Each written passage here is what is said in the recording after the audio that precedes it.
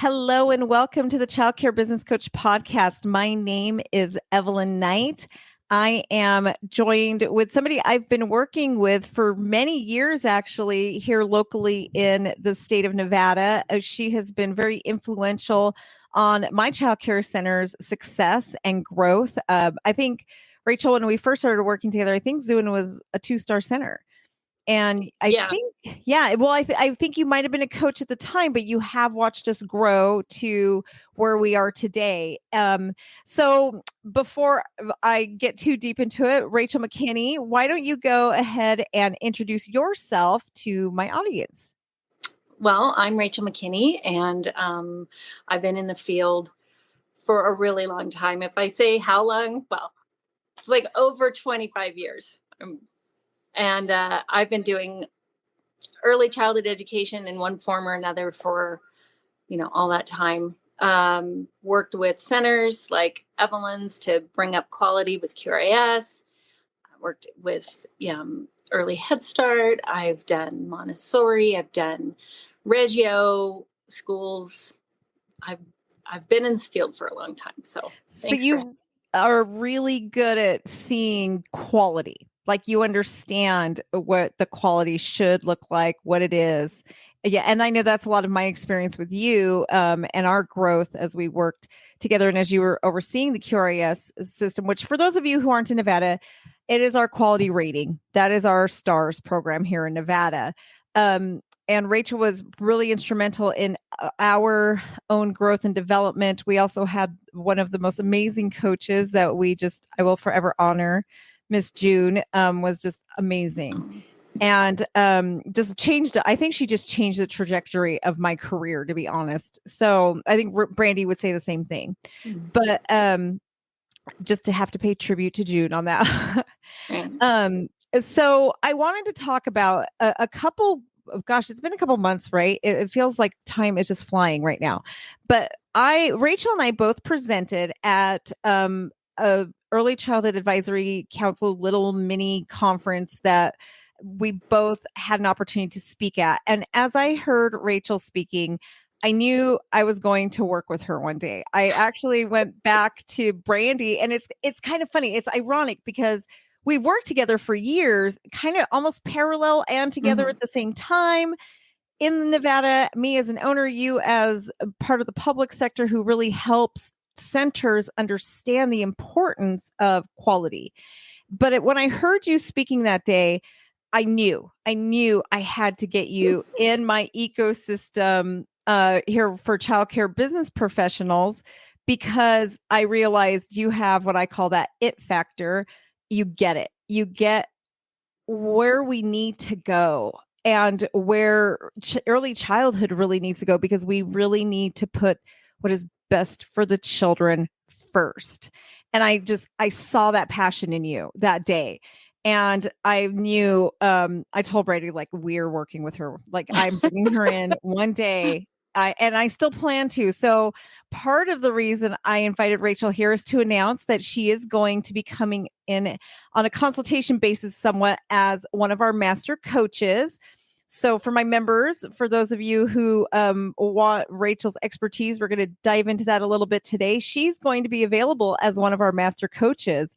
And I could not be more thrilled. Like I said, her work with Zune Around is one of the reasons we went from a 2-star, and we actually scored high enough to be a 5-star program. But until I get that NACE accreditation completed, I don't get that 5th star. So that's why we will be getting that NACE. We're actually almost there. So, but you were so influential on that. So let's talk about just what is it? When I say that you had that it factor, what is that to you? Oh my gosh. By the way, I'm flattered. That's quite the intro. I'm not really sure. I think a lot of it is experience. Like I said, I've been doing this a long time. My first job in childcare, I thought I knew everything because I was 18 and I'd babysat. So I thought, I know how to work with kids. And I remember I was working in an infant room, and I put like a toddler in time out. And my director was like, hey, let me Yes. talk to you a little bit about this. And that kind of went, oh, you mean there's more to this whole field? It's not just babysitting. And so that kind of started my trajectory. But I think experience, definitely the education, and just seeing what works. And also as a classroom teacher, I know that happy hum that children, when you're in a classroom and they're just buzzing along and there's joy and there's laughter, that really, to me, that's everything. That's a successful classroom. And so I guess that would be the it that maybe I'm looking for when I'm coaching or working with programs. You can have all the materials, you can have all the interest centers, but if there's not joyful curiosity and happy learning happening, then all those toys are for naught. Are useless. Yeah. And for me, a lot of it was just the fact that you really understand that the magic is in allowing the kids to be kids, not stealing that from. I feel like we're stealing childhood from children. And that's actually, so I just told you before we started recording that I actually was booked for 2 different TED Talks, which I'm thrilled about. But that's literally what I'm talking about, is that we are stealing childhood from young children and we need to give it back. And the importance of just playing. That's it. Right. I know you brought up Dr. Peter Gray and his work, but it's understanding that we're so caught up on the academics and pushing these children too fast, too far, too soon. And that's not what they need. And we need to get back to a place where we're putting them first instead of treating them like trophies. Right. Absolutely. And I think you saw me talking about play, and that's probably my most passionate, fired up, get me going on play, because it's true, it's lacking.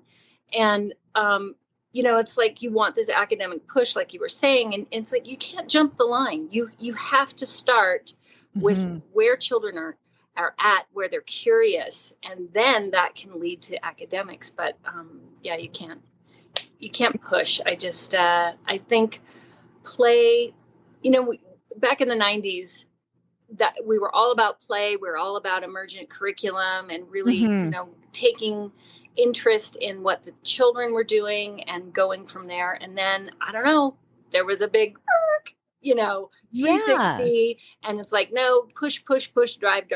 And that probably had to do with No Child Left Behind, where teachers were being, their career was basically on the line if their kids didn't score right. So play is definitely taken a back seat, but we're seeing the need because children are more depressed than ever. They're more anxious than ever. And it's really, they have no idea how to play and how to solve problems and how to interact with each other. And, kindergarten teachers, I've worked in pre-K for so long, kindergarten teachers are saying, you know what, we'll get the alphabet, we'll get the mathematics. What we need them coming into our classrooms knowing how to socialize. Knowing how to play. So what you said about childhood is being stripped away. Childhood used to last a long time, like 12 to 14 years. Yeah. And now it's like, sadly, it's pretty much over when they enter first grade. Yep. And that's heartbreaking. It's heartbreaking. Yeah, it really is. And I think that's why you just really resonated with me. And I realized that you get it. It's not about the test scores. It's not about getting them to read before they even get to kindergarten, because it doesn't work. And if anything, it is counterproductive. The United States is currently, oh my goodness, I can't remember. It's 33rd, I think, in the world for education. Oh, right. And when you look at where we rank in the world, honestly, it's pathetic. We should be number 1, but we're so far behind. And when you look at the data and things like the preschool to prison pipeline and all the data that's out there, it's pretty obvious that it all comes down to the fact that we have stripped children of play. The top countries in the world, their curriculums are social and emotionally based curriculums that are basically play-based. If you look at Right. like Finland, Sweden, those Oh, are top nations, right? And it's just the freedom the children have there is just beautiful. And instead, we're so focused on checking the boxes instead of right. giving the And, children what they need. and outdoor play, the experience in nature. So many of the other countries, they, and as a former QRS coach, we would get so excited if we saw teachers having children out for 30 minutes. We're like, you need at least 30 Oh, minutes. And that, if you think about, that's probably yeah. in their entire day, these children who come to school at 7 a.m. Yeah. and leave at 6 p.m. And we're like, did you give them 30 minutes of outdoor play, Right. in nature? And that is kind of sad because, again, that's lacking in childhood, and we need that connection with nature. And I heard a wonderful quote from an indigenous educator who is also a naturalist, and she said, "You need connection before curriculum." And Oh, isn't that awesome? absolutely. Yes. Monique Grace Smith, I think is her name. I saw her at a Teacher Tom conference, but and it's true. We're not connecting with each other. We're not connecting with nature. We're not connecting with childhood, but yet we're expected to jump right into curriculum. And it's Right. a sorry state, but I think there's hope. I do too. Because there's people like you and like a lot of our colleagues and peers that are really trying to push back and say, no, Yes. we know what's best for children, and it's time you listen. Yes. Well, and I think a lot of it is the commercialization of preschool and childcare. Like, so, and that's part of the reason there's so many reasons I launched Childcare Business Professionals, but one of the things I realized is that we've allowed the commercialization to hijack this industry. And it's honestly, if those of you owners who are listening right now or watching us are honest with yourself, you really need to ask yourself, where is the priority? Is it really that you've been pushed by the pressure of parents to perform, and it becomes more about the money than it does about what is best for the children? And I can tell you, I was once an owner. I was a terrified owner. And I felt like I have to do this performance because parents aren't going to come to my center if I don't. I have to have the photocopied sheets. I have to have the flashcards. I have to have, the phonics, the trendy curriculums, and, all the trendy computer programs that are out there that we stick children in front of, the screen time.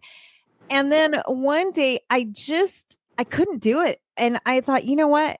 This isn't me. If I go bankrupt, I go bankrupt. But I wasn't standing behind my conviction. Right. You're like, this is a facade. It was just for appearance. I knew it. It's what I actually call them at Zoo, and I call them parent pleasers. And I finally got to the point where I sat down with my team and said, you know what? I'm done. I can't do these parent pleasers anymore. Instead, we need to start educating parents, because parents honestly do want what's best for their children, but they see what's on TV, what's commercialized, this and that, and they just don't know. So when we come from a place and start really educating them, it's amazing. And that's when Zuin went from literally failing and facing bankruptcy to now I have a 1,300 child wait list. So it's kind of, I know for a lot of you owners out there, it feels so scary because you think parents aren't going to come if I'm not super academic. But I've learned now that the opposite is true. When you put the children first, the results become so clear that it's really become the springboard to our success. Well, and I'm seeing, again, as a pre-K coach, so we have these pre-K programs that are, getting them ready for kindergarten, whatever that is supposed to mean. And there's an idea, I think, that people have that getting them ready for kindergarten means basically having a mini kindergarten for pre-K. Exactly. Yeah. And it's like, why would we replicate a system that's failing kids right and left anyways? The K through 12 system, it's not good. I don't know too many people Exactly. that have a Yes. good experience. And so why would you want to replicate that on these youngest learners who still have joy, who still have, hopes and they're excited about going to school? Why would you do that to them? So, Yes. Yes. yeah. It's funny. I had a conversation with a mom at Zoom once, and she was a former teacher. And she just was not happy. And it was somebody that Brandy actually referred to me because she's like, I don't know how to talk to this mom. I don't know what to say. But her son was in pre-K, and she just said, well, you're not doing this. And we do this as a kindergarten teacher. And we do this and this and this and this. And I had to stop her. And I said, wait, stop. You're a former teacher, right? Well, yes. Why Why did you former? quit? Yeah. Why former? Secondly, I said, do you think that the quality of the United States K through 12 system is good, let alone Nevada? I mean, when you think about I love Nevada and we're working really hard, but when Yeah, you we're down consider, there. yeah, we're 33rd nation in the world and at the 50th state in the 33rd nation. And I literally said to her, I said, do you really think I'm going to model my program after a school system that is 33rd in the world and then the 50th state? Like, no, I'm not going to do it. Instead, and I explained to her, I said, no, instead I've modeled what I do after what's number one in the world within whatever the legal realm, I still have to follow the licensing. I can't follow 100%. But I said, that is why zooming around is the way it is. That's why I don't want it to look anything like kindergarten or the K through 12 system at all. Right. I told her I want better for your children. And it's like the light bulb went off and she's like, oh my gosh, you're right. And she's like, actually said to me, I got so burnt out as a teacher. I just felt like I couldn't help the children anymore. So as soon as I became a mom, I quit. And I just like, exactly. Then why would we model our? And when I was a preschool teacher, I laughed every day, and Yes. as an adult. And it's like, that should be the standard. It's like, are you having a joyful experience as a teacher, as an admin, as a child? Those should be number one in the forefront. Are you laughing? Are you like experiencing joy and curious and investigating those things? And as an educator, I think that's what fuels you, and you can't do that when you're constantly going, wait, I got to make this assessment, I got to do that, Exactly. Yes. Yes. I mean, those things, they have their place, I agree. absolutely. It's good to know where your children are doing natural observations and things like that. But when it's the driving force for everything that you do, for why you wake up in the morning, I don't know any teacher that says, yeah, I'm ready to go assess today. Well, exactly. It's funny because I have every school year without fail, I get a bunch of Head Start teachers who try to come to work for me. And and every single time that is the reason. Head Start is an excellent program. It is so high quality, but what they end up doing, they bog their teachers down in so much of that data that the teachers lose their joy. And what happens to the children if the teachers are coming to work dreading the afternoon, right? Because the first part of the morning, they are with the children, but then the second half of the day, it's all paperwork. It's all assessment. It's all that they really just start resenting their job. And then that is going to spill over to the children. Right. It's going to become contagious. They're not happy with their jobs. They're not fulfilling that time for the children. So yeah, I agree. I mean, that's something in the private sector that we have power for. It's again why I do what I do, because I realized, and I think I told you about how I was on so many committees and I was trying to really get into these different committees throughout the government. And I just realized because of the bureaucracy and the red tape, a lot of these different organizations, their hearts are in the right place. They are trying so hard to do what's best, but the bureaucracy takes so long for anything to happen that I think after about 4 years, I was on one specific committee. Well, between Brady and I, it was about 4 to 6 years.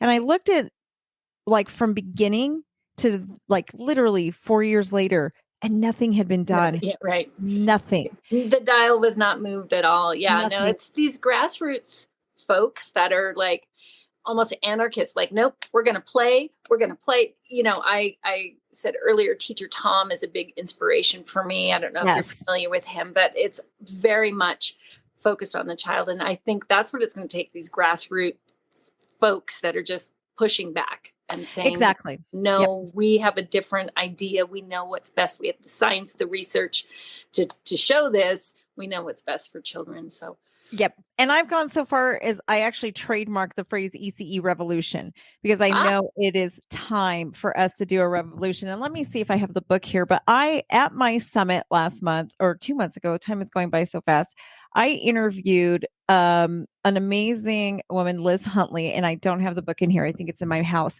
But Liz is, if for any of you listening, get the book. It's More Than a Bird by Liz Huntley. She is really the poster child for why we need to focus on the children and just show up with love, nurturing, and allow them to be children. She tells her story in the book, and I actually interviewed her a couple of weeks ago. It's probably been about 8 weeks at this point.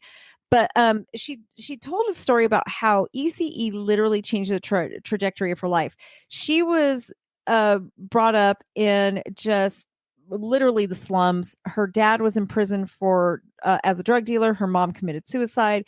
She was living with her grandma, who was in absolute poverty. She was getting molested daily at 4 years old. wow. And she went into her child care program, and she said, the things that she described were just literally things that our teachers do every day. She described how it changed her life and literally the trajectory of her entire life, because somebody was there every morning to say, good morning, how are you? Because somebody was actually there to have conversations with her, who played with her. And she even talks about how they weren't saying, like, it wasn't the ABCs and it wasn't like all this shoving the information down her throat. It's the love and the nurturing and the time that she was allowed to just be a child that literally connection. Yes. The connection for But sure. the book actually illustrates how it all worked.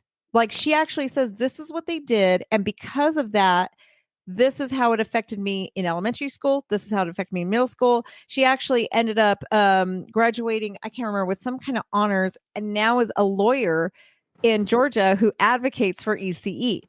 Right Because on. it had such an impact on her life. And she attributes all of it to her ECE teachers. And when I heard her story, I realized, wow, that's just the job my teachers do every day that literally changed this woman's life. And you're lucky that you have those teachers that have that resiliency impact. yes, Where, not all ECE teachers are that way. And right. So I think more training, more education, Yes. more, coaching for sure, can help them become those kind of teachers. And leaders out there, I love what you just said, Rachel. I really, really want my leaders to listen to what Rachel just said. Your teachers need you. They are not going to do this on their own. You can't expect them just to become this. This is training. It is coaching.